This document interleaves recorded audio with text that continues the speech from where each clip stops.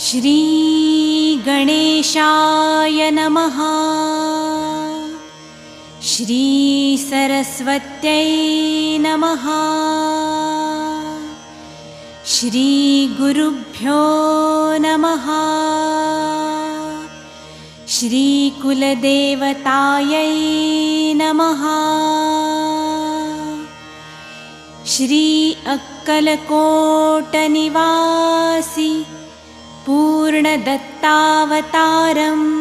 यतिवर्य दिगंबर स्वामी राजाय नमः।